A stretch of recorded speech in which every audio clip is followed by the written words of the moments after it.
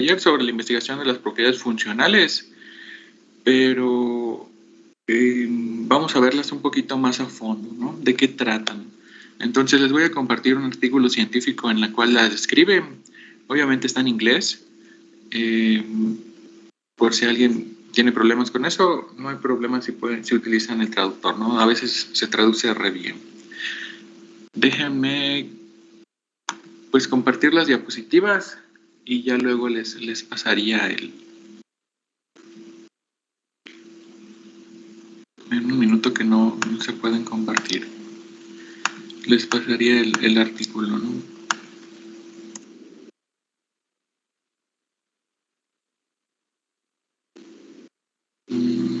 Vamos a quedarnos aquí. Bueno, entonces vamos a retomar un poquito lo de los aminoácidos y vamos a ver cuál es la clasificación que tienen estos, ¿no? La clasificación de los aminoácidos se pueden clasificar por tres maneras: por las propiedades que tienen la cadena R, ¿no? De acuerdo a cómo se obtienen y depende del grupo amino. Entonces, por las propiedades de la cadena, pues hay neutros, polares y también apolares, ¿no? De acuerdo a su obtención están los esenciales y los no esenciales, ¿no? Ya habíamos quedado de que los esenciales son los que necesitamos consumir y los no esenciales son los que tenemos alguna ruta metabólica para poder producirlos. Y por la ubicación en el grupo amino, ¿no? Están los alfa-aminoácidos, los beta-aminoácidos y los gamma-aminoácidos. Aquí lo más interesante es saber si son esenciales o no esenciales y también cuáles son las propiedades que tienen en la cadena.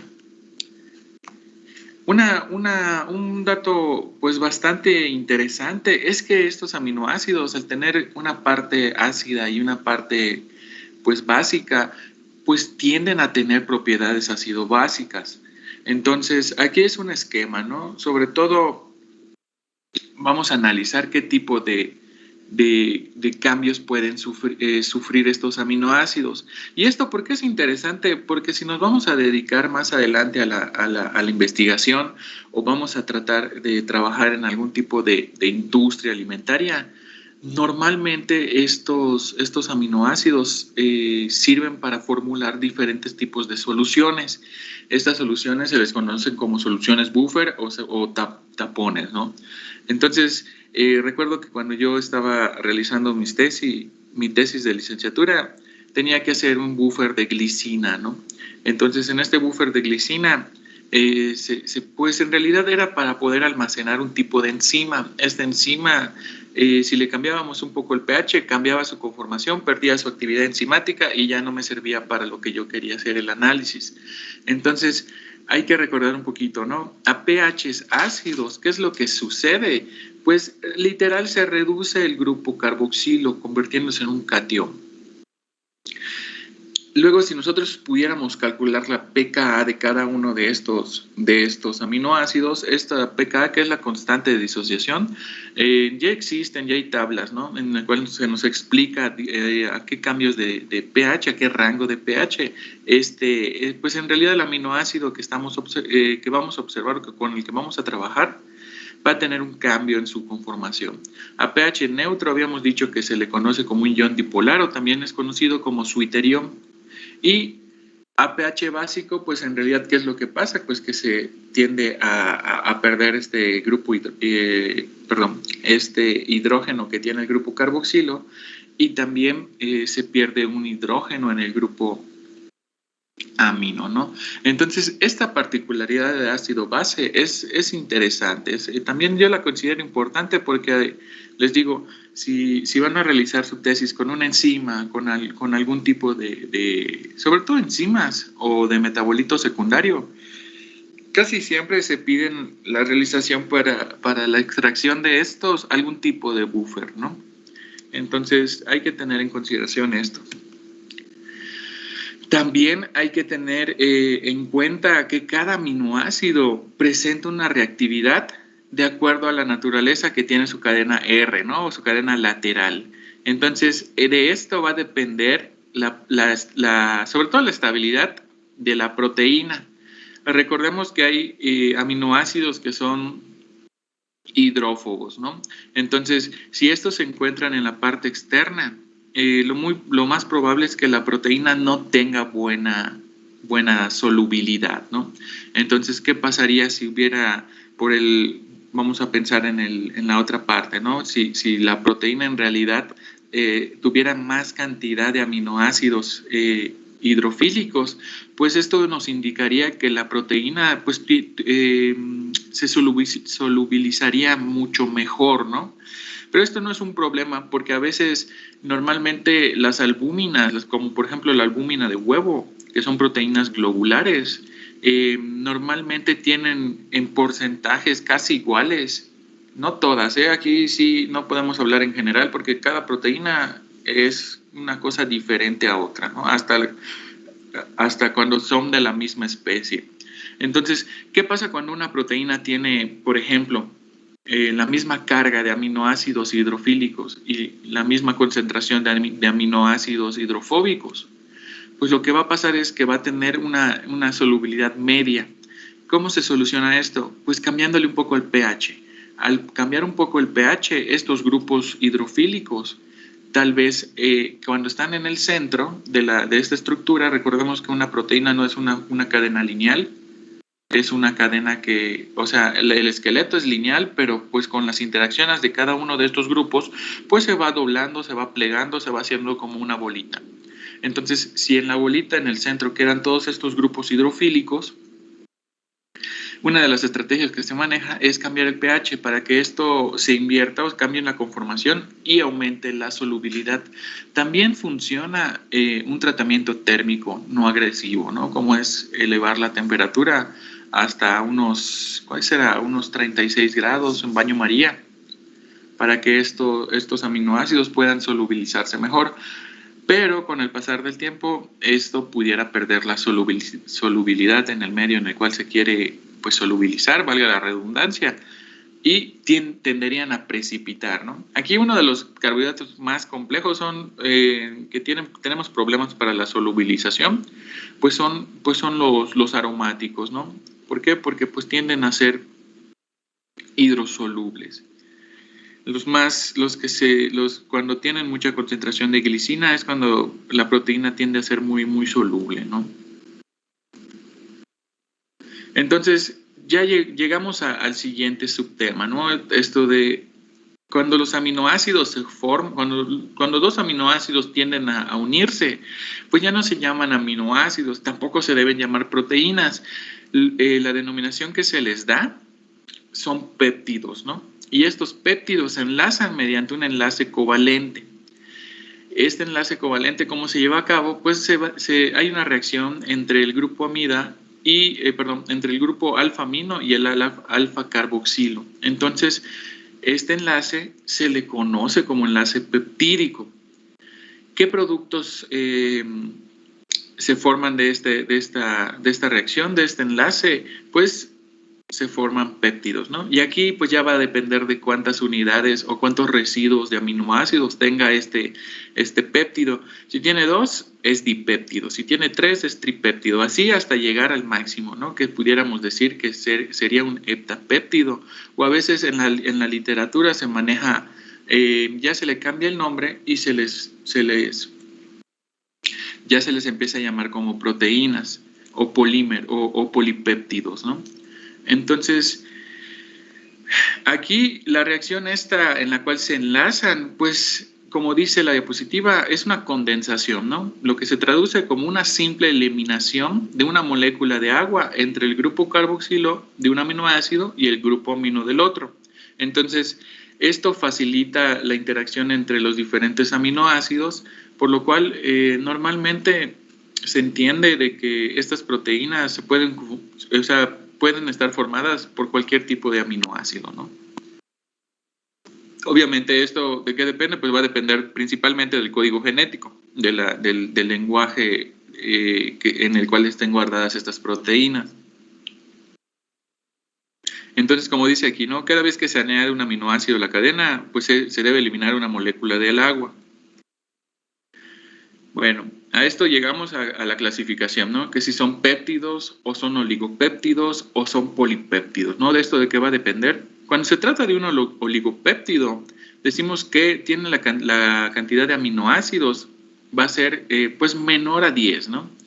Cuando hablamos de un polipéptido, decimos que va a ser mayor a 10.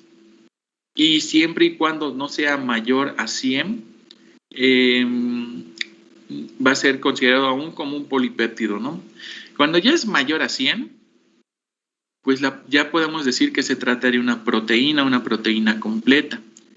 Yo aquí les pregunto, ¿alguien conoce alguna función? Bueno, les di a investigar sobre todo las propiedades funcionales de las proteínas, pero los péptidos que son más pequeños, ¿tendrán alguna función que sea atractiva para el área de alimentos? O sea, ¿alguna propiedad funcional? ¿Qué investigaron?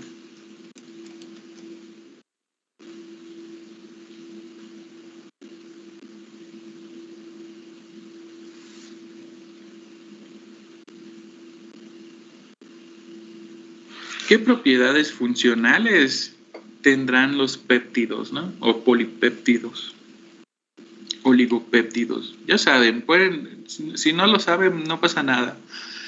Se pueden equivocar, no hay problema. Pero ¿qué funciones tendrán los péptidos, oligopéptidos y polipéptidos?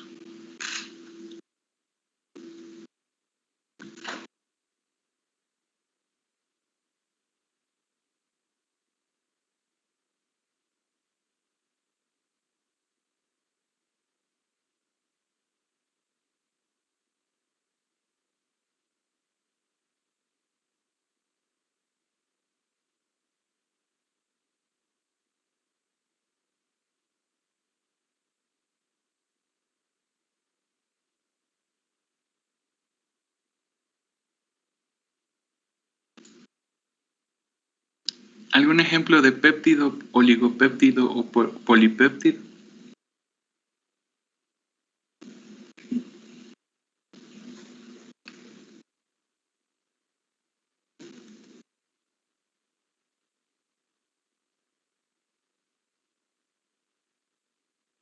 El glucagón. Glucagón. ¿Qué propiedad tiene el glucagón?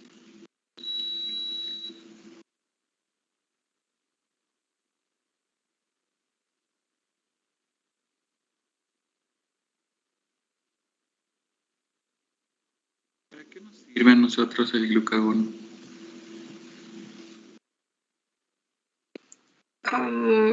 Pues lo que sé es que es una hormona. Hormonal. Y creo que es la hormona del estrés. ¿El glucagón?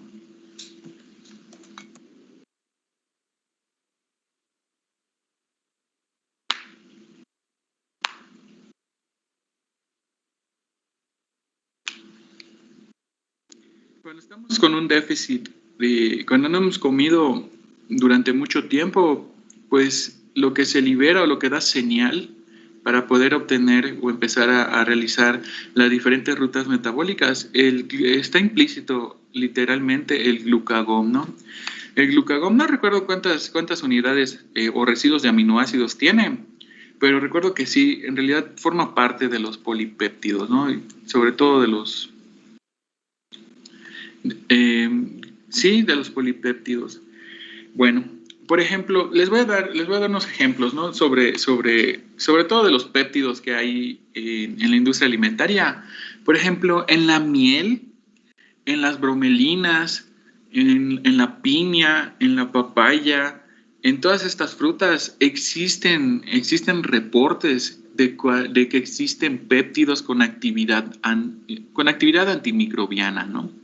Entonces, estos péptidos se han estado investigando, tienen un valor, sobre todo, bueno, ¿cómo decirlo? Tienen un impulso.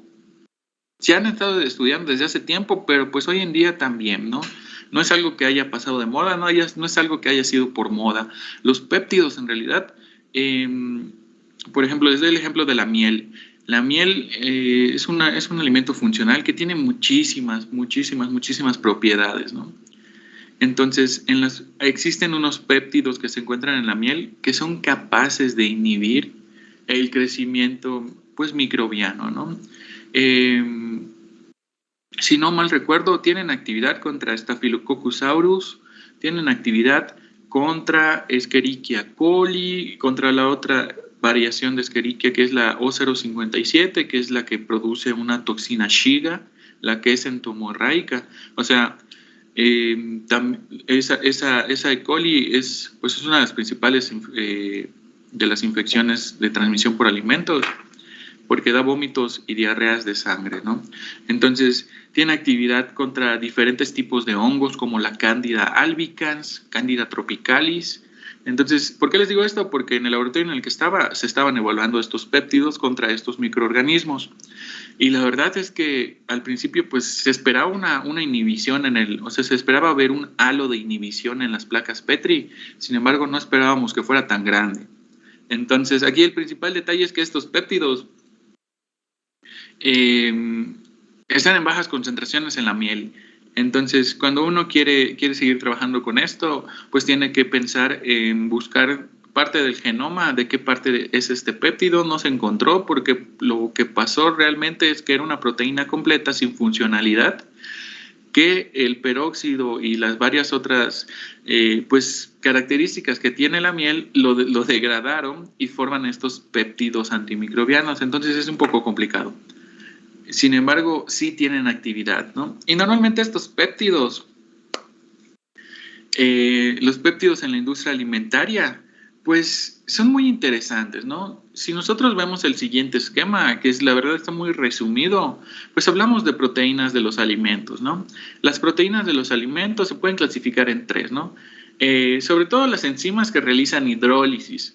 Esto es hablando de la industria alimentaria. Las proteínas que sirven en el procesamiento de alimentos y también las proteínas y enzimas que sirven para la fermentación. Todo esto genera péptidos bioactivos. Estos péptidos bioactivos también se pueden sintetizar químicamente. Entonces, aquí lo interesante es que alimentos como, ¿qué será? La soya, el kefir y muchos de estos tipos de alimentos que son fermentados tienen péptidos y sobre todo tienen algunos tipos de péptidos bioactivos. Cuando hablamos de péptidos bioactivos es que tienen algún tipo de actividad en los organismos, ¿no? Entonces, algunos péptidos que podemos ver nosotros en la industria alimentaria está la anserina. Esta anserina la podemos encontrar en pescados y normalmente ya purificada. Se utiliza como amortiguador de pH en ciertas preparaciones de alimentos. Igual que la carnosina, ¿no? Que se extrae de mamíferos y también es un amortiguador de pH. Entonces, normalmente se utilizan en embutidos. La anserina tiene un sabor a pescado, un sabor fuerte a pescado, y la carnosina pues nos da este sabor a carne. También tenemos el glutatión, ¿no? El glutatión lo podemos encontrar en papas, en cítricos, en uvas y también se puede encontrar en la sangre, ¿no? El glutatión pues sirve principalmente para la detoxificación, para dar color en cárnicos. Ese color rosado se lleva a cabo mediante una fermentación. Las bacterias que están presentes en este cárnico, las bacterias buenas porque no nos causan alguna enfermedad, ¿no? Tratan de metabolizar el glutatión y cambian la coloración del cárnico. A veces, ¿cómo nos damos cuenta? Tal vez en tecnología de alimentos 2 se vayan a dar cuenta, porque ahí es cuando empiezan a hacer algunos tipos de embutidos. Entonces, sí algunos embutidos necesitan glutatión, sobre todo estos que vienen como los tipos jamón, ¿no? Entonces, sí, también sirve como saborizante que da este sabor a carne. Cuando hablamos nosotros de péptidos, también tenemos que hablar de los de origen vegetal, como son los péptidos de la soya. Hay muchísimos. Aquí, la verdad, si nos pusiéramos a analizarlos, tardaríamos casi hasta 3 semanas. Son muchísimos, son demasiados que se han encontrado, ¿no? ¿Dónde podemos encontrar estos péptidos? En la soya hidrolizada, en alimentos formulados con soya fermentada. Entonces, algunos artículos científicos reportan que tienen una potente actividad antimicrobiana, es decir, por eso no se echan a perder casi siempre los productos que son fermentados, ¿no? ¿Por qué? Porque ya fueron fermentados, ya se absorbieron la gran parte de los nutrientes, de los micronutrientes que tienen estos alimentos, se modificaron y ahora solamente queda, pues, normalmente el producto de la fermentación que nosotros los podemos absorber de diferente manera y también tiene un gran aporte calórico o nutrimental, por así decirlo.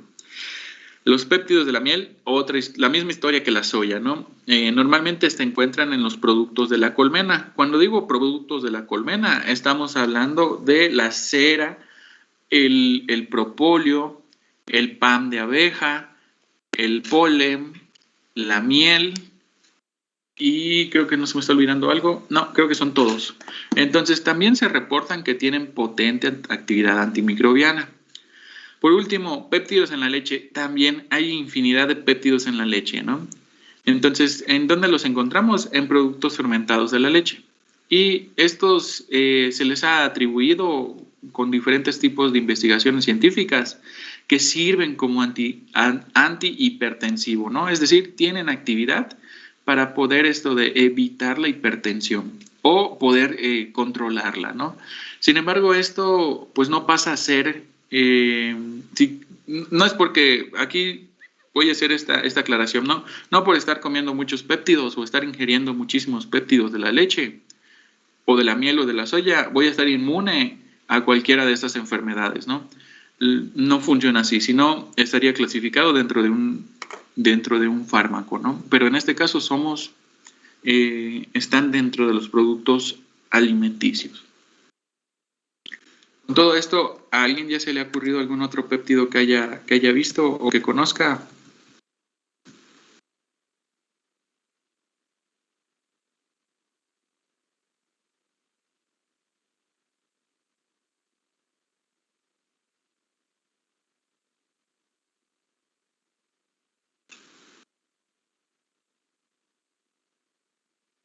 Bueno, continuemos. Ahora, pues ya vimos la primera estructura que pueden tener estos aminoácidos, que son normalmente péptidos. Ahora vamos a hablar de los polipéptidos, o también conocidas como proteínas, ¿no? Vamos a ver las organizaciones estructurales. Esto ustedes ya lo deben conocer, que son que son la estructura primaria, que normalmente se hace referencia a una secuencia lineal de aminoácidos. Luego tenemos la estructura secundaria, que normalmente aquí vamos a ver la presencia de alfa hélices y betas plegadas, hoja betas. Luego vamos a ver la estructura terciaria, que ya empieza a tener una estructura tridimensional. Y por último, si es el caso, esto no es de a fuerzas, no todas las proteínas lo tienen, es la estructura cuaternaria, que ya va a ser un complejo de moléculas de proteínas. Entonces, muy brevemente, para repasar, hay que tener en cuenta esto. ¿De qué depende la estabilidad de la estructura proteínica? Ya vimos que son 4, ¿no? Que son los 4 niveles de estructuración y van a estar estabilizados por los diferentes tipos de uniones químicas. Entonces, aquí en estas uniones que sufran que tienen y presentan estas proteínas, normalmente son enlaces covalentes, ¿no? Que el que mantiene unida a todos estos aminoácidos, pues va a ser el enlace peptídico, ¿no? Que se conoce que tiene una longitud muy pequeña y se necesita mucha energía para romperlos. Entonces, nosotros, si aquí mencionamos la palabra desnaturalización, los últimos en romperse van a ser los enlaces peptídicos.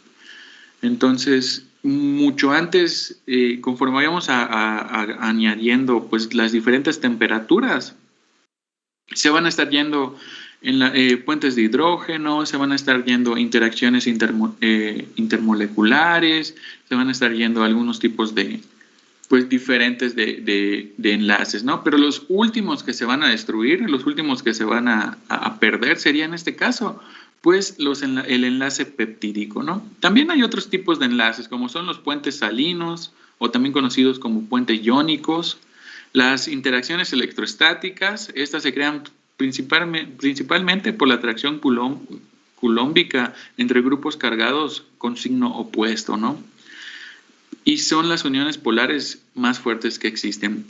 También podemos ver en los diferentes, en este caso, los puentes de hidrógenos, que aun siendo los más débiles, pues desempeñan principalmente un papel demasiado importante en la conformación de la estructura 3D de una proteína.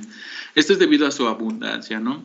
Entonces, aquí hay muchos enlaces que están implícitos dentro de las proteínas. Dentro de estos enlaces tenemos al covalente, ¿no? Que el mecanismo de unión es el reparto de electrones. La energía necesaria que debemos aplicar va desde 30 a 100 kilocalorías por mol, ¿no?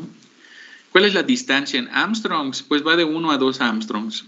¿Cuáles son los grupos que van a interaccionar? Pues aquí lo más común es carbono-carbono, carbono-nitrógeno, carbono-oxígeno mediante un doble enlace, ¿no? Carbono-hidrógeno, este tipo de enlace azufre-azufre, que son conocidos como enlaces disulfuro, o también carbono-nitrógeno-carbono, ¿no? También tenemos las interacciones electrostáticas o puentes salinos, que ya había mencionado como antes, que es la atracción entre grupos con cargas opuestas, ¿no? La energía que se va a necesitar va de 10 a 20, la distancia en Armstrongs va de 2 a 30, esto lo hace un poco mayor que el enlace covalente, por lo tanto le da mayor flexibilidad. Y estas las encontramos en diferentes tipos en diferentes grupos, ¿no? Como los que están ahí. Tenemos puentes de hidrógeno. Aquí es donde el hidrógeno es compartido entre dos átomos electronegativos. La energía que se necesita es de 2.10, es casi nada. La distancia que tiene igual es de 2 a 3. Entonces, dentro de estos puentes de hidrógeno podemos ver algunos grupos como es nitrógeno-hidrógeno, nitrógeno-hidrógeno hidroxilo. Entonces, son algunos ejemplos. Esto solamente es para tenerlos en cuenta, ¿no? La fuerza de Van der Waals es una inducción mutua de momentos dipolo en grupos apolares. La energía que se requiere es de 1 a 3. La distancia que va a tener va a ser de 3 a 5. Es uno de los más grandes y normalmente se da en grupos apolares. Pero, ¿cuál es la energía en realidad calorífica si nosotros queremos desnaturalizar o degradar a estas proteínas? Pues para romper un enlace disulfuro se necesita aproximadamente 84 kilocalorías por mol, ¿no?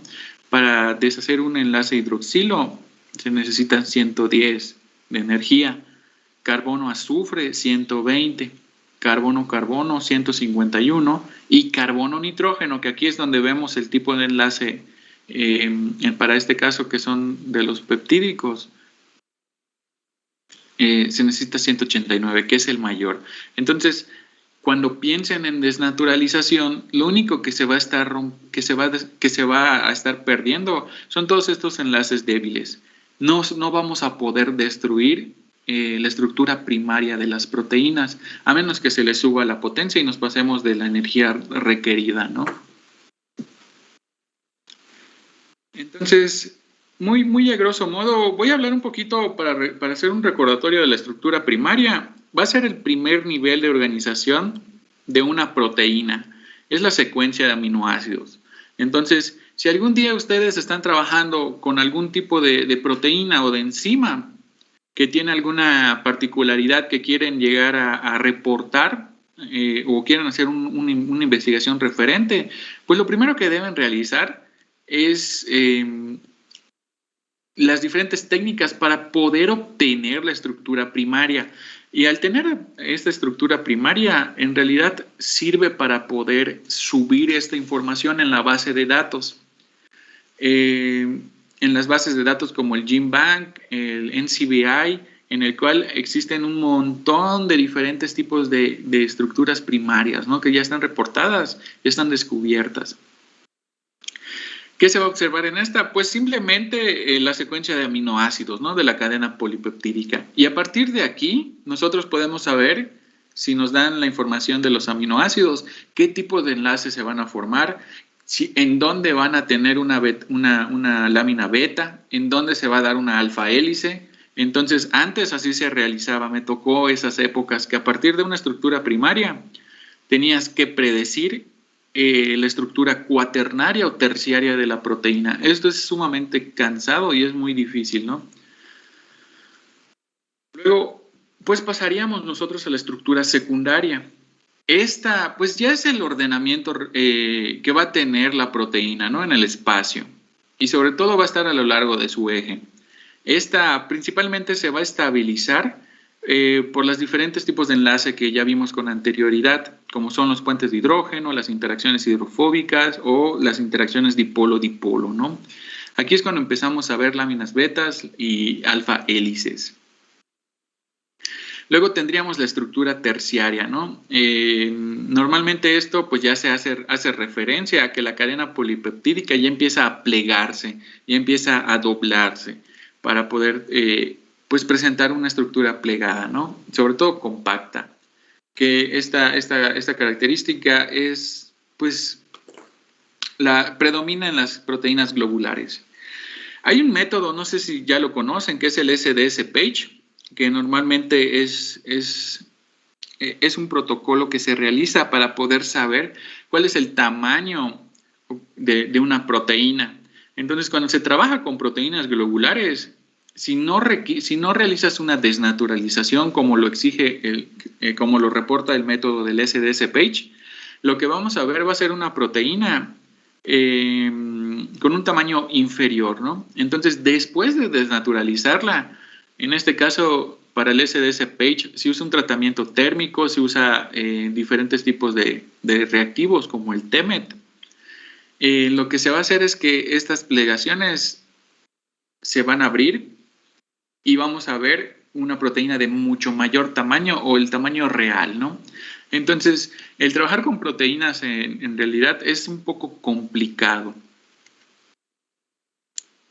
Como tenemos la estructura cuaternaria, ¿no? Esta es la que normalmente conocemos, que es la que siempre la reportan como un monstruo, ¿no? Como lo podemos ver en la imagen. Esta estructura no siempre se da en las proteínas, solamente en algunas. Y esto se refiere principalmente a la asociación de dos o más cadenas polipeptídicas, ¿no? Entonces, estas cadenas polipeptídicas, siempre y cuando se llevan las condiciones adecuadas, van a estar plegadas con las proteínas, ¿no? Y con las múltiples subunidades que van a tener estas mismas. Entonces, normalmente se les atribuye a esta estructura cuaternaria, pues la actividad, ¿no? Normalmente, cuando tienen una estructura cuaternaria, se les atribuye a que van a tener actividades enzimáticas, y esto es parcialmente verdadero, ¿no? No, sobre todo hay proteínas que en su estructura terciaria ya tienen actividad enzimática. ¿Aquí alguna pregunta o duda?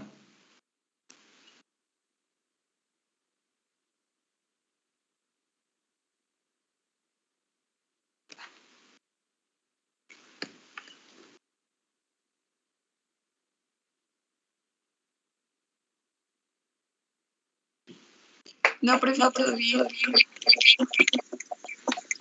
Ok. Bueno. Profe. ¿Qué pasó? Ay, perdón, es que yo tengo una duda, pero no sé si sea muy tonta. No. Ajá. Por ejemplo, la emulsión de Scott, la que sabe bien feo, ¿podría contener anserina? Ok, no es una duda para nada tonta. Pudiera tener anserina. Ahorita no tengo pues a mano, ¿no? Sobre todo la etiqueta. Debe ser reportada.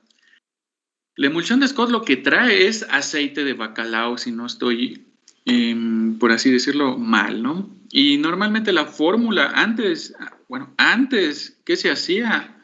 se extraía el aceite de bacalao, se licuaba con algún tipo de proteína, porque la proteína tiene esta particularidad, ¿no?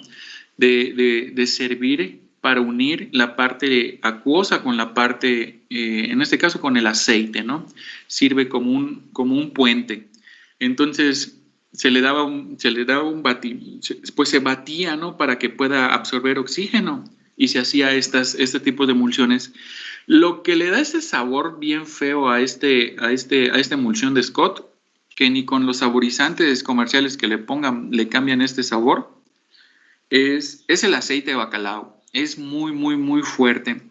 Puede contener anserina, la verdad, agregada no creo, pero por parte del aceite puede ser que tenga ahí una concentración de anserina implícita, ¿no? Todo lo que esté relacionado con la extracción del aceite de bacalao puede ser que tenga algún tipo de trazas.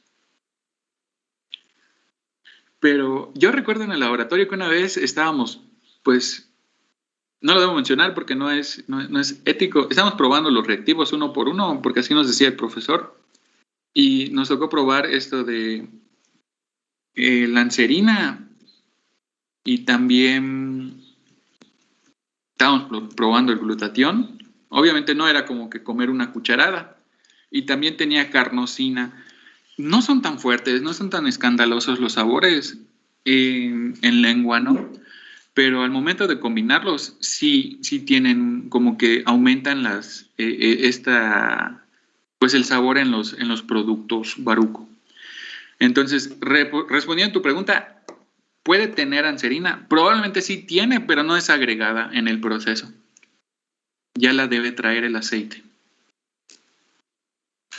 Muchas gracias, profe.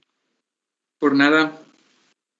Entonces, ¿en qué nos quedamos? Ahorita vamos a pasar a desnaturalización de proteínas, pero por el tiempo te voy a dejar hasta aquí. Les voy a compartir ahorita en el chat un artículo relacionado con las propiedades funcionales de las proteínas. Léanlo. De todas maneras, se los comparto para que empiecen a hacer apuntes. Y lo discutimos la próxima clase. Entonces, tienen casi toda una semana. Vamos a ver. Aquí está. Creo que sí es ese. Entonces, trata sobre propiedades funcionales de las proteínas en alimentos, ¿no? Entonces, aquí reportan poco a poco, o sea, reportan solubilidad, reportan emulsificación, que es una de las más interesantes y muy utilizadas en la industria. Reportan esto de la capacidad de absorber agua en la carne para que ésta no sea seca. Gelatinización, y creo que son todas las que se manejan en este artículo. Entonces, léanlo, es muy interesante, sobre todo que ustedes van por el camino de los alimentos, va aumentando el conocimiento que ustedes van a tener. Lo vamos a discutir el día lunes, entonces voy a hacer preguntas y de ahí voy a tomar participación. Entonces, sí, sí, yo diría que le pongan, que sí lo hagan, ¿no? Porque normalmente cuando hago este tipo de actividades, pregunto y si me responden bien, les doy un punto. Si me responden mal, tiendo a quitar un punto. Bueno, por mi parte sería todo. Les deseo una excelente semana, lo que queda. No me han avisado nada sobre lo de las clases presenciales. De hecho, tengo una junta el día jueves en el cual nos van a explicar cómo va a ser, pues cómo va a ser el regreso, ¿no? Entre comillas. Entonces, ahorita, sea lo que sea que yo les comente, tal vez no sea la verdad. Entonces, me limito a eso, hasta que pues, escuche lo que nos van a decir en la reunión del día jueves. De todas maneras, vamos a ver qué sucede. Por mi parte sería todo. Les agradezco su atención y nos vemos hasta el día lunes. Hasta luego. Nos vemos, profe. Adiós, profe. Nos vemos. Nos vemos. Ay, nos vemos.